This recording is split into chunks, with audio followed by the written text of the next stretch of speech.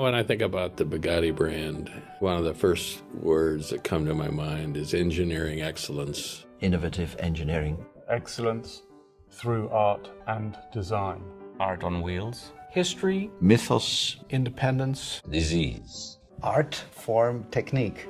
These are the pillars of our brand. This is the DNA, and I think this still today describes the brand very well. I drove in and I saw these Bugattis. And I said to my wife, Jesus, they have Bugattis here. She said, what the hell is that? Is that a disease or something? And I think she's right. It is a disease.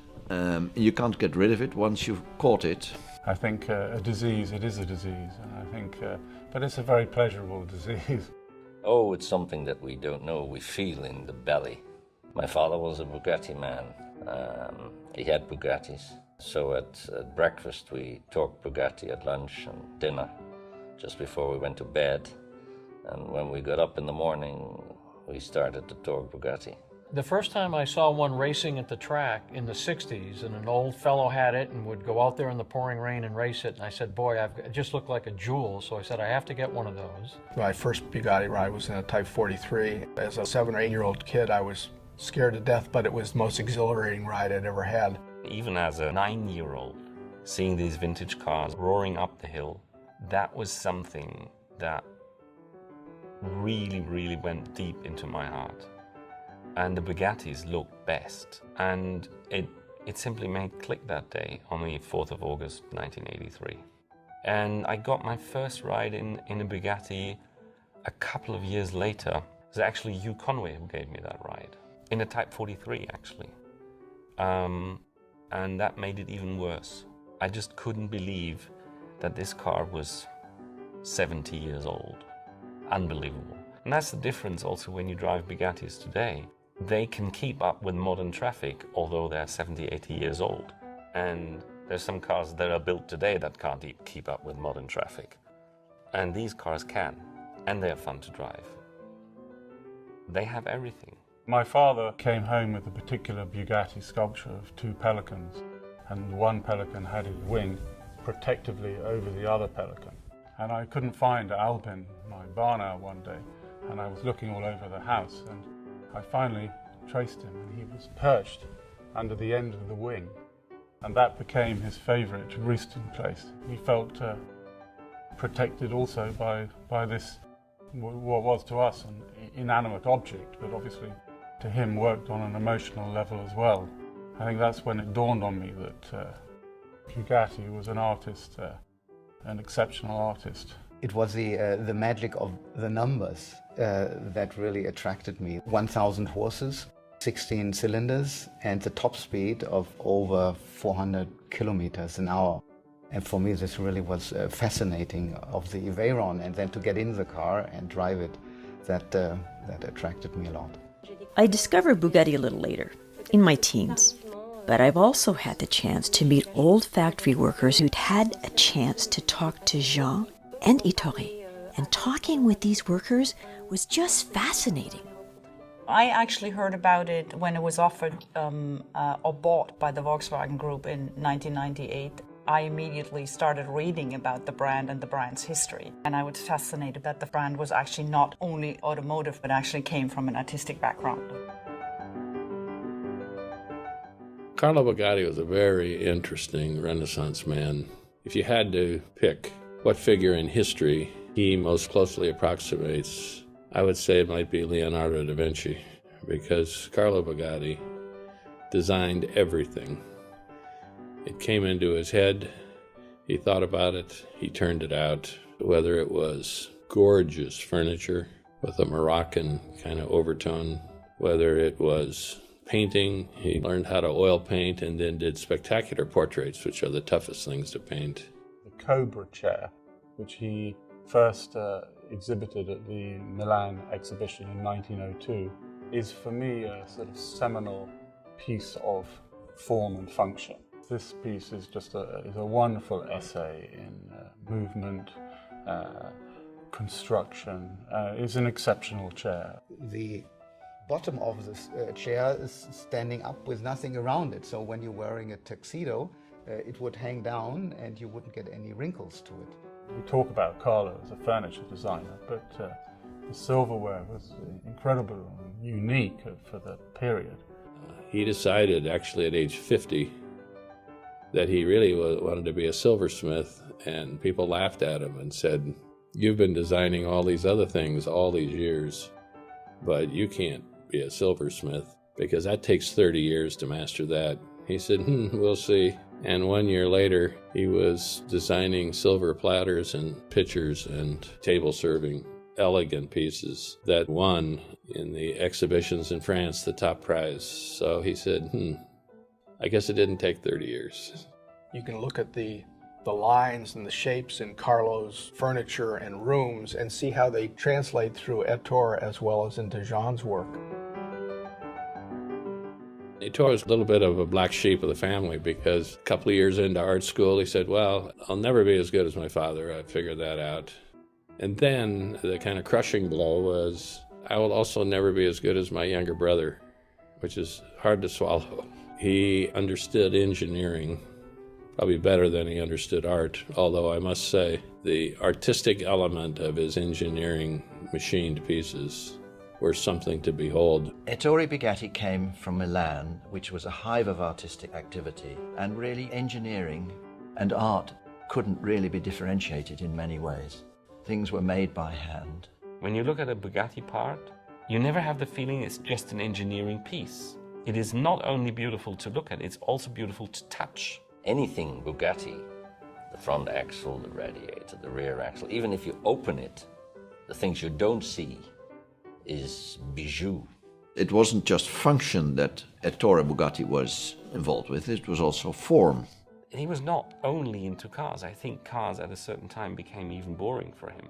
So if he saw something that he thought he could do better, he changed that.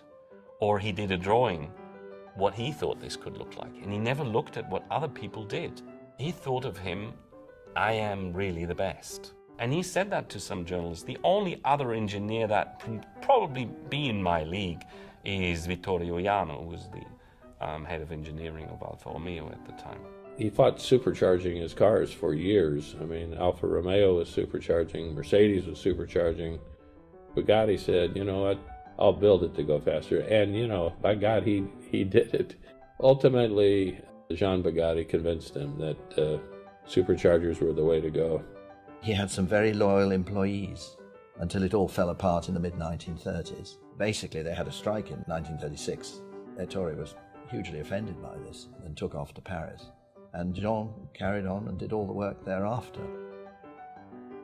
Jean had to look after everything as a 25-year-old and had big problems selling his cars in the late 30s. But nowadays, these cars are the most sought-after ones, which is typical.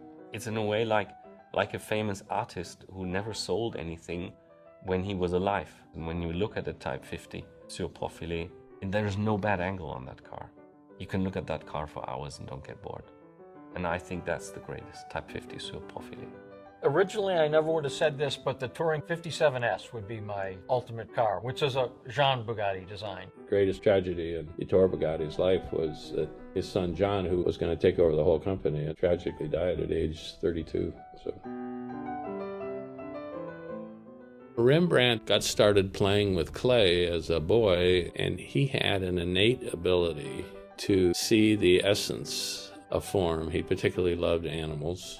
And he very early, I mean in his teens, was producing bronze sculptures that when cast and then shown in art exhibitions were walking away with prizes. He's a portrait sculptor. He's not an animal sculptor or a human sculptor. So that everything that he sculpted is what he was looking at. It's not a generic panther. It's that panther with broken tail or that deer with broken leg. And I think that's what gives the work the intensity. And the same goes for the cars. Not one Bugatti is the same. Not one. They all have a soul, if I may say so. The Walking Panther of 1904 is, for me, the Type 35. It's just a panther, raw. It has that smell of the animal. And then from the later period, he made this wonderful stalking or stretching panther, which for me is the Atlantic. And I don't know who influenced whom, but that sculpture predates the car by about 10 years. Rembrandt is brilliant and his bronzes are amazing. I'm a horse lover like my grandfather Ettore, so if there were a Rembrandt bronze that I could have in my home, I'd choose a horse.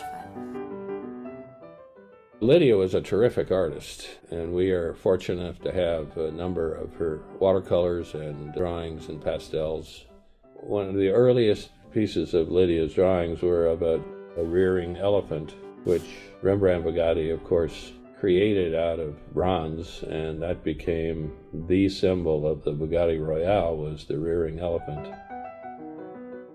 Levi then turned into being an author, a writer, a recorder of the history of Bugatti. She actually wrote down what the rest of them wouldn't. They were too busy creating to write, and she thought it was important to actually record history.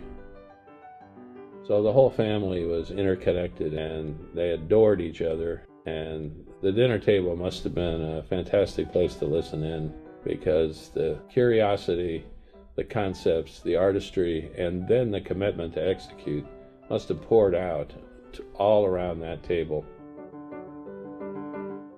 There are two items in the exhibition that I'm particularly proud of. One is the Type 64 Bugatti, which Jean Bugatti designed to be the successor to the Type 57. He designed the chassis, the engine, the drivetrain, the rear end. He made the whole chassis out of duralumin, which is a complicated magnesium aluminum composite. And then he tragically died after partially designing the car. I mean, sketches of what he had in mind, but no real engineering blueprints. We ultimately concluded that we would build an aluminum body. Took us about 3.5 years to do that. It's now finished. I'm very happy with the outcome. And so for the exhibition, we're suspending it above the chassis so that the public will be able to see what Jean Bugatti did, and then the conception of our attempt to finish what was in his brain. The other thing that I'm thrilled to be able to have in the exhibit is the Bugatti airplane that Scotty Wilson and his team have been working on for the last 7 years. The original Bugatti airplane, designed by Ettore Bugatti, was designed just before the war ended. The intention was to set the world speed record in at 500 miles an hour. The airplane was built but never flew. It's now suspended in the ceiling of the Air Museum in Oshkosh. But a group of aeronautical engineers undertook recreating that airplane right down to the tiniest detail, which they have now finished, and they are going to fly it this year, but they are lending it to the museum for the exhibit. So we're very proud to have it. Everybody who comes and sees this show will leave enriched and inspired. Because once you get intrigued with the family and what this family has turned out in terms of artistry for the ages, it's hard not to relate to it, and I don't think it'll ever leave your DNA. To me, one of the most important things about Peter's museum is they're unrestored cars, they're restored cars, they're cars that are used, and you really see, to me, the whole history. Hopefully they will feel Ettore Bugatti as they walk down the Molsheim Way. People will learn that Bugatti is more than just a car. Get inspired and get to know the overall picture of the Bugatti family and of the Bugatti brand, and then how they inspired themselves. One guy, in this case, Peter, put this together for the pure love of this brand. You know, in all great design schools, the first thing they tell the students is, I know you want to design the future, but in order to design the future right, inform yourself by looking backwards. With the Veyron, we have created an icon, and the next car will also be an icon on its own behalf. And this is our goal, to take really this wonderful gift we got out of the past and put this into the future.